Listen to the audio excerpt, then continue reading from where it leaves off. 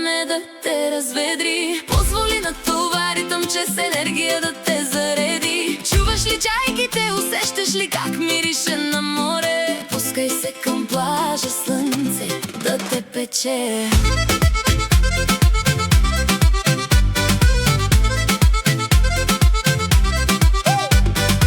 Като те питат как си, винаги отговаря им добре. Всички знаем, лятото обичаш на море. Никой не иска на работа, на плажа ни е най-добре. Няма почивка без бачкане, имаш нужда от витамин, мангизи за разпускане. Разбираш ме за какво говоря? Говоря за кинтите. Като знаеш, че е лято, събуждаш се без аларма, без кафе. Може ли всеки месец лятно настроението да е? Дай на това лятно време да те разведри. Позволи на това ритъм, че с енергия да те зареди. Чуваш ли чайките, усещаш ли как мирише на море? Пускай се към плажа, слънце да те пече.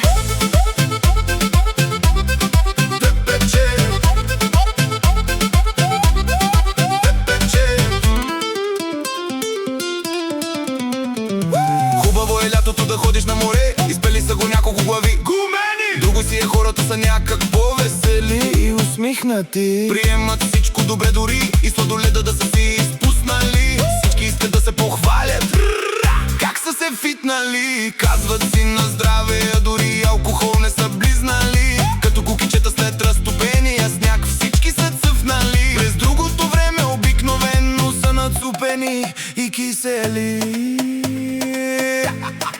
Една студена кухуронка, пържени картофки, може и риба, всеки сам си избира. Вечерта край морето започва рано и завършва рано, обаче сутринта уж каза, излизам за малко и се прибирам. Ама не стана точно така. Сам излезе май, ама сам не се прибра. Събуждаш се след дискотека и в леглото е кайман, ме гони кайман. Не знам какво прави този индивид там.